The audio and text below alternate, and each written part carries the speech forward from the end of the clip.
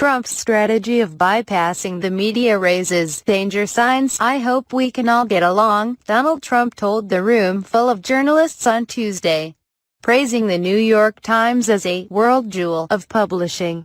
With those fawning words, according to the Times, the president-elect left the boardroom of the newspaper he so recently trashed as failing, dishonest, and an absolute disaster. Trump tweeted Tuesday morning that he had canceled the editorial conclave hosted by the Times, which later said it was going ahead after all.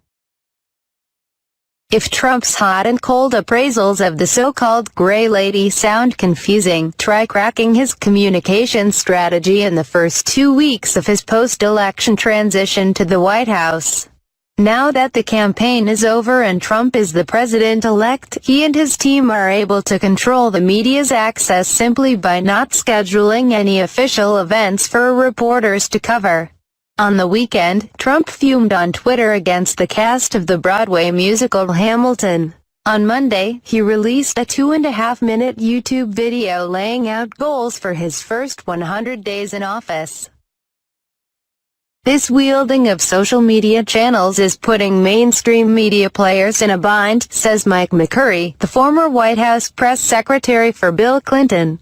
He's saying, "I've got some power that you barons in the mainstream media are losing, and that's direct access to an audience through social media," McCurry said.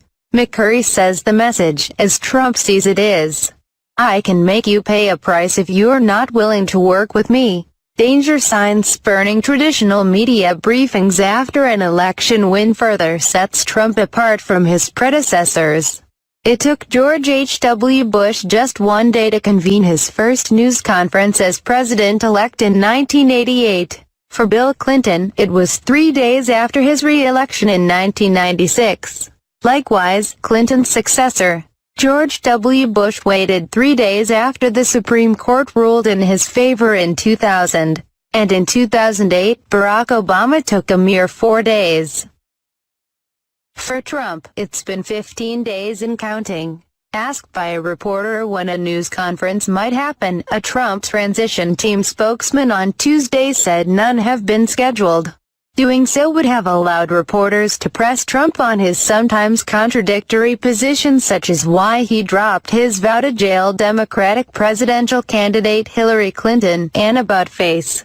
That prompted extreme right-wing website Breitbart to put up the screaming headline, "Broken Promise," restricting traditional devices such as press briefings and access for a pool of journalists.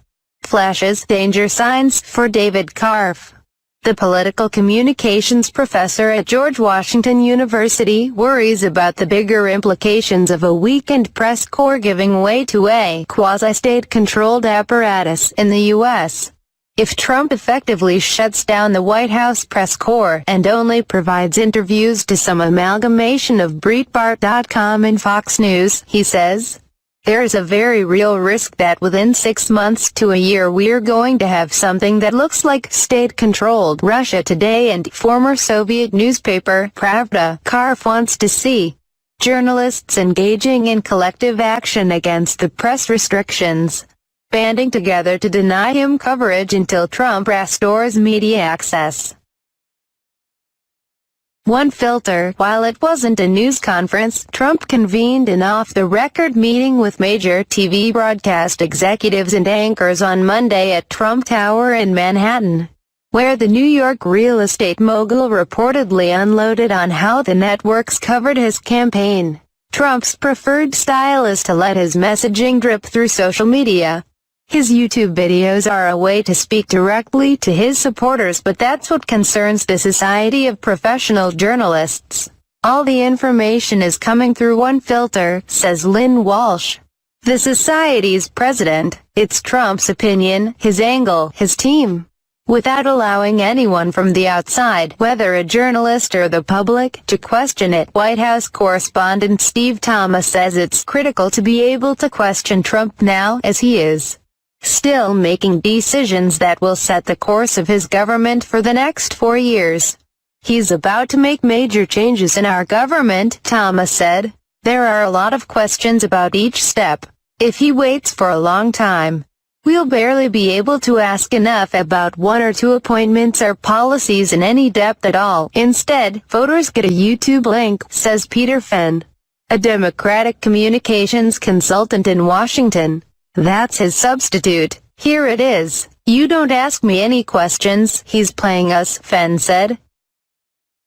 News of the $25 million U.S. Trump University fraud settlement on Friday was quickly bumped by Trump himself, who the next day lambasted the cast of Hamilton for making a political appeal to Vice President-elect Mike Pence following a show Pence attended.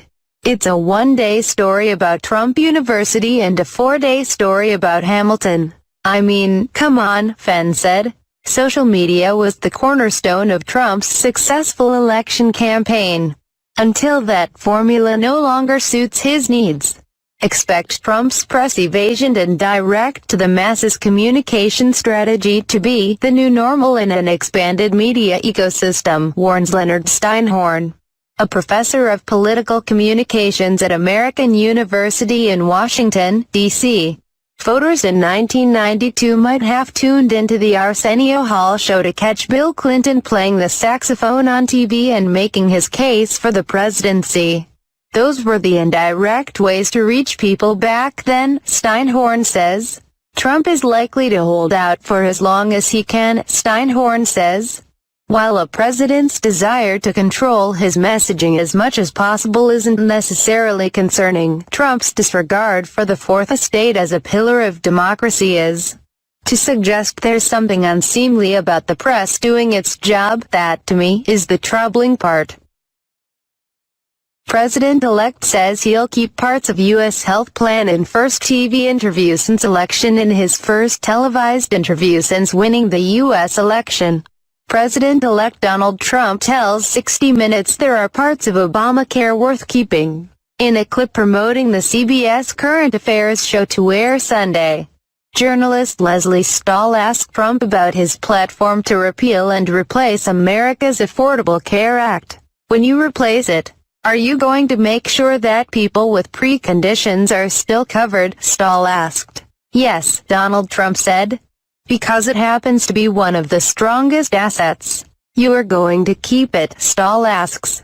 Trump responds, also, with the children living with their parents for an extended period. We're going to very much try and keep that. It adds cost, but it's very much something we are going to try and keep. The revelation throws into question Trump's plan to completely repeal the legislation on day one of the Trump administration, as his website says. When pushed on the matter by Stahl, Trump said he will repeal and replace the act simultaneously. The interview will air amid ongoing anti-Trump protests across U.S. cities, including Chicago, Los Angeles and New York. One person was shot at a demonstration in Portland, Oregon, overnight.